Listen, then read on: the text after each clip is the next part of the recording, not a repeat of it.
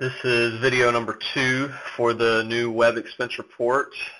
We have just gone over the exchange rates in video 1, and now we're on the expenses and incomes tab up at the top here. This is where we will put in our expenses, any receipts that you want to turn in for reimbursement. Also where you can turn in income, money that you have received from an outside source that belongs to the company. And we'll look at both of those things. So the first thing we want to do is look at the buttons here at the top. We have add a new line item, remove a selected line item, and copy selected line item as new. And then there's a checkbox here, and we'll go over that in a minute about hiding sent items. So we'll add a new line item, and we'll follow the thing here. Now when we drop down, US dollar is always going to be there. The US dollar value will always be an exchange rate of 1. And then you will also have on the drop-down list anything that you've added exchanges for in the exchange rates tab. So earlier we added an exchange for Barbados dollar. I've also gone in and done one for the Greek drachma so that we could see that. So we were in Barbados, so I'm going to choose that.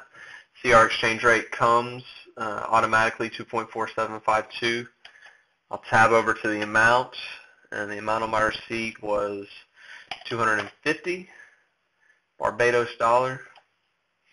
Then we have a selection here, and your transaction type is going to be one of two things. It's either an expense, which means it's money that you spent that you want to be reimbursed for, or 2, it's money, it's income, which is money that you received from an outside source that belongs to the company. So this was an expense. And the date of the expense would just be the date on the receipt. Again, I'm going to pull down the calendar here, and it was on the 30th of January. And description is whatever the expense was. So we were in Barbados, and this was for my fishing license that I bought in Barbados,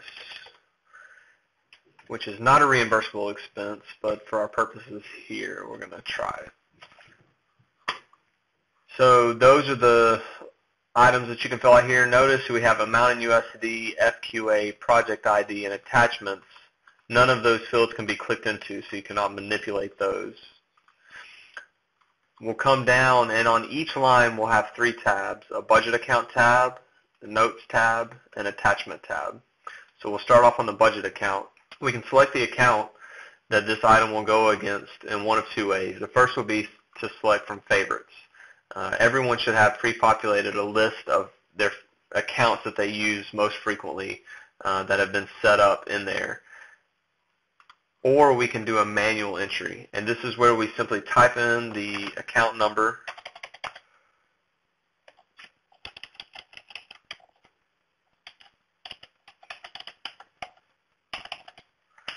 and we put in the project ID.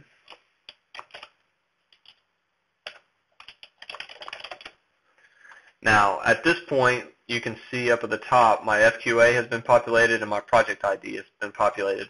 If this is an account number that you're only going to use one time, you're not planning on using it again, this is where you can stop as far as the budget account goes. If this is an account that you're planning on using over and over, if it's a special gift account or something like that, maybe a BGR account, we can at this point add to favorites list. It's going to ask you for an alias. We'll type in the alias there and click OK. And now when we come over to the select from favorites list, that item will be on that list. So not only will you have the pre-populated list that the finance department has given you, you can also add to that favorites list from here.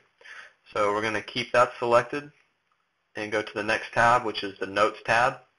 Here is where you can tell us anything you want to communicate to us about this particular expense, this particular line item.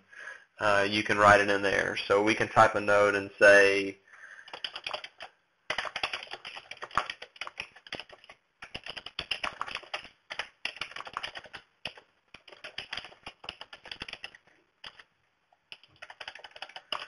and you can type a note to the person that's processing your expenses that give them a little more clarification about maybe what it is or what you were doing there.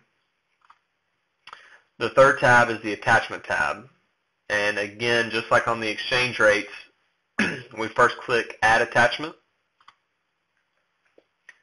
And from here we have two options. You can either delete that attachment, which is the screen with the red circle, or we can click on the pencil to add an attachment. Again here, you can either pre-scan your receipts, you can take pictures of your receipts and save them in a file prior to filling out the expense report, or you can use the webcam feature here, and I'm going to use that again just for our purposes. So you click on Use Webcam, and that should access your internal webcam. Hold the receipt up, click OK down in the bottom right corner, and then here we can just draw a box around the part of the receipt that we want to go through and click Crop, and there you have that receipt. We'll click OK, that saves the attachment, and this line item is finished, and we can move to the next receipt that we have. So let's add another one in so that we can see again how that's done. So we're going to go with the Greek drachma here. The expense was 15. The date was the 30th. And this was for dinner. So again, I can either select from favorites, which right now I only have one favorite, so I'm going to manually enter in an account. This is not a real account. Please don't use it. So, and the project.